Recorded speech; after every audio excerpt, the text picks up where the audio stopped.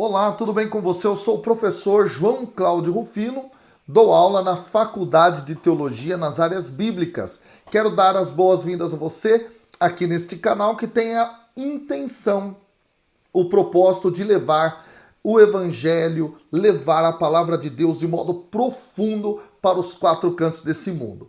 Hoje o texto é muito especial, justamente porque é o texto mais repetido nos quatro evangelhos.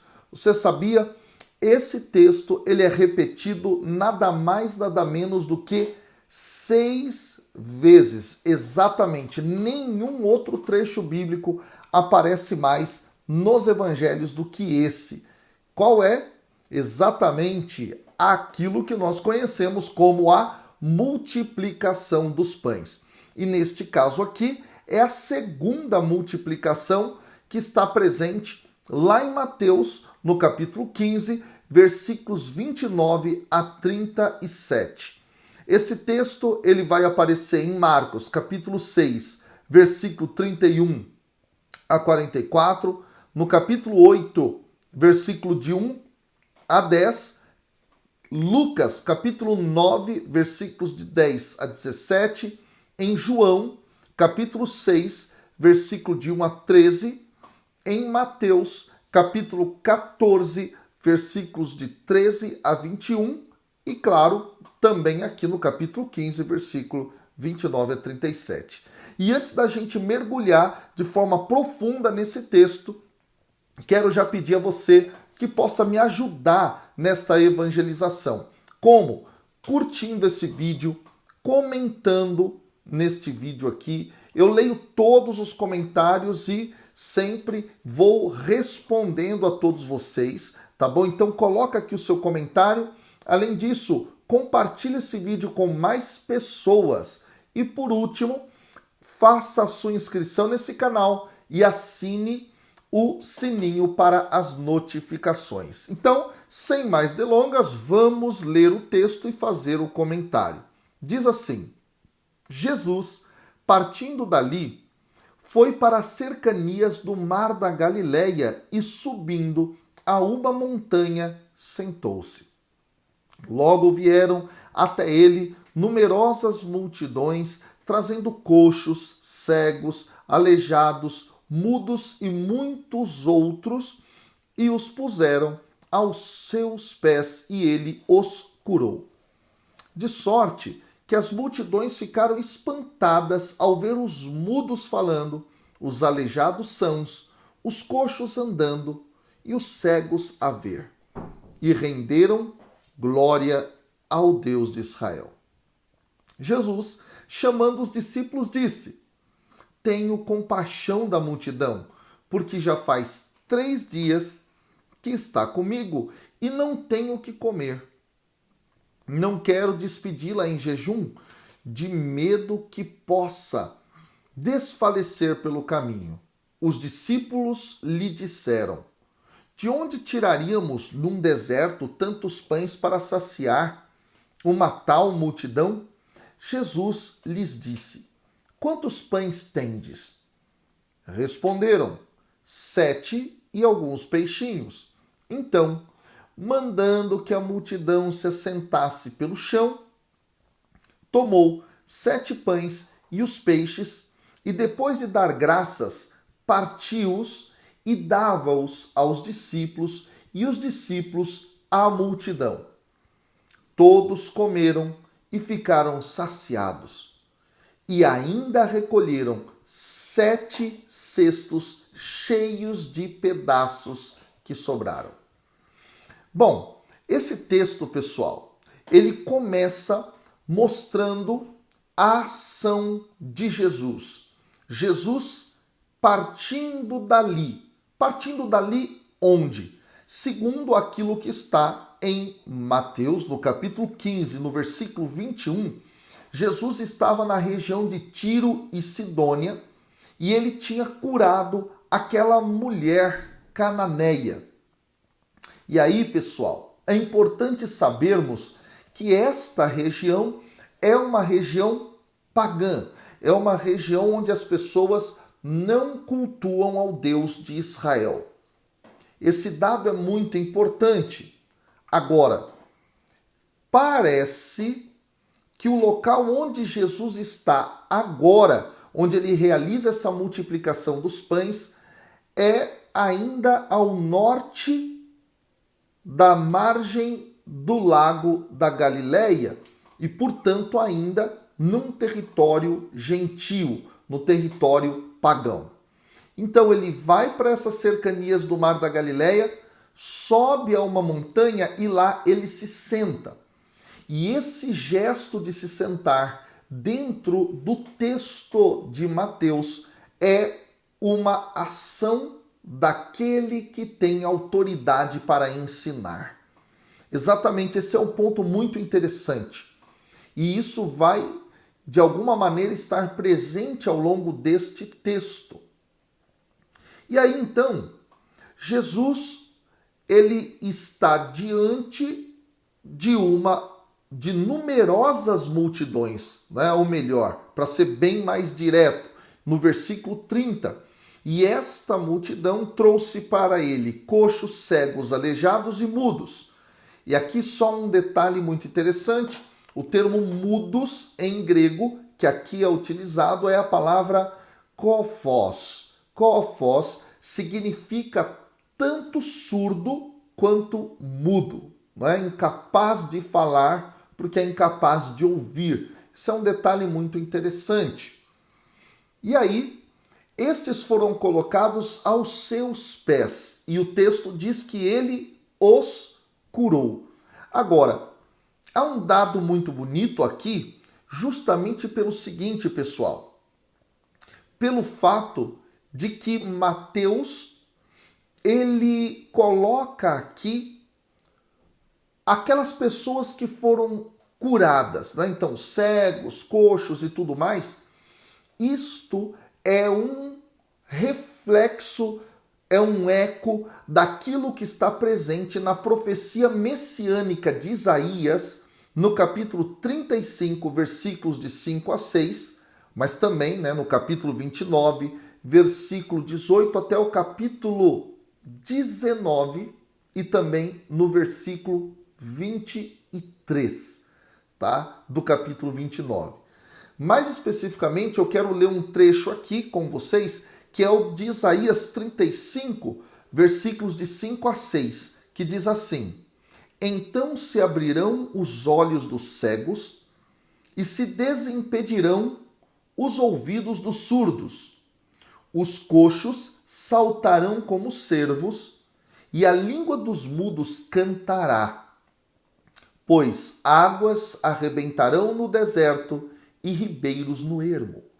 Ora, essa profecia, ela está como pano de fundo da narrativa de Mateus aqui. Jesus é aquele que realizará toda esta obra e, portanto, isso é uma afirmação do messianismo de Jesus. E aí, o versículo 31 diz que as multidões ficaram espantadas ao ver todos os mudos falando, os aleijados são, os coxos andando, os cegos vendo, e eles rendem glória a Deus. Aqui há um detalhe muito interessante, porque parece que essa expressão renderam glória ao Deus de Israel faça referência ao fato de que essas multidões eram multidões de gente pagã. Ou seja, gente que não adorava anteriormente ao Deus de Israel, mas reconhecem em Jesus que ele tem autoridade para realizar as curas, e aí a autoridade, portanto, que lhe é dada pelo Deus de Israel. Esse ponto é muito importante, porque mostra justamente a visão que o Evangelho de Mateus tem de que a aliança com o Pai, ela é estendida a todas as nações por meio de Jesus, o Cristo, o Messias. E aí então vem o texto propriamente da multiplicação. E esse texto da multiplicação é o segundo dentro do texto de Mateus, como eu estava dizendo, e ele começa no versículo 32, com Jesus chamando os discípulos e dizendo: tenho compaixão da multidão, porque faz 3 dias que ela está comigo e não tenho o que comer. Aqui no texto grego, há uma coisa muito importante para a gente poder compreender o que Jesus está falando. O tenho compaixão em grego aqui é splanxonizomai. Aqui, este verbo, ele é muito interessante. Ter compaixão de. Mas vamos entendê-lo. Em Mateus, ele vai aparecer 5 vezes. Em Marcos, 4 vezes. E em Lucas, 3 vezes. E no Novo Testamento como um todo, 12 vezes. E aí, este ter compaixão, ele na realidade, quando ele é um substantivo, este substantivo colocado no plural, literalmente ele significa entranhas. Olha que dado interessante aqui. Mas por que entranhas? Por que ter compaixão de alguém tem a ver com entranhas? Justamente porque no mundo antigo, os órgãos internos, eles serviam como referências ou referentes, não é, daquilo que é o aspecto psicológico para nós hoje. Exatamente. Então, designaria justamente este processo, não é, dos sentimentos, esse processo de uma experiência psíquica existente. Em outras palavras, as entranhas eram consideradas o local onde se sentia amor, onde se sentia simpatia, onde se tinha afeição, onde se sentia compaixão. Olha que coisa interessante. E isso vai aparecer em Lucas, no capítulo 1, versículo 78. Na segunda carta de São Paulo aos Coríntios, no capítulo 6, versículo 12. E no capítulo 7, versículo 15. Em Filipenses, capítulo 2, versículo 1. Em Colossenses, capítulo 3, versículo 12. É muito interessante isso. E splanknon, que é justamente o substantivo, tá? Ele é o sinônimo de sentir algo no seu interior. Olha que dado interessante. É muito bonito isso. Então é como que no interior houve um movimento em Jesus. Ele sente profundamente compaixão, simpatia, amor por esta multidão. E isso significa que esta compaixão é justamente sinal de que ele é o bom pastor. É muito interessante isso. E Jesus, nesse sentido, está cumprindo aquilo que é próprio das profecias a respeito do bom pastor que seria enviado e que reinaria sobre Israel. Isso está presente lá no livro de Ezequiel, por exemplo, no capítulo 34. Agora, é muito interessante que esta compaixão, por exemplo, dá base para que Jesus seja o verdadeiro líder do povo. E isso vai aparecer no capítulo 9, versículo 36 de Mateus. Isso vai levá-lo a dar alimento para o povo, que é o capítulo 15, versículo 32, e curar o povo a partir da experiência dessa compaixão, como está em Mateus, capítulo 14, versículo 14, e no capítulo 20, versículo 34. É muito interessante isso. Isso dá, portanto, a autoridade para a afirmação de que Jesus é realmente o Messias esperado. Então, neste momento, ele sacia a fome daqueles que não têm o que comer. E ele sacia a fome daqueles, inclusive, que não comungam da mesma fé que ele, que embora rendessem glória ao Deus de Israel, como nós acabamos de ver na preparação do texto, não está assegurado aqui o fato de que eles se tornam judeus.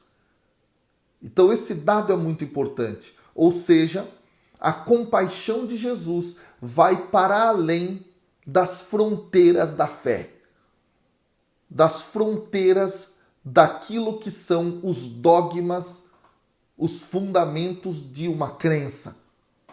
E isso precisa fazer com que a gente compreenda, então, que ser cristão aos moldes de Cristo Jesus e não dos falsos cristianismos significa a gente ter compaixão e ter atitudes concretas para alimentar aqueles que têm fome, ainda que estes não creiam na mesma fé que nós. Esse dado é simplesmente espetacular. E aí eu deixo o desafio. Será que você vive isso? Essa compaixão? As suas entranhas se estremecem de amor por aquele que pensa e crê diferente de você? Que Deus te abençoe. Até amanhã, com a graça de Deus. Valeu!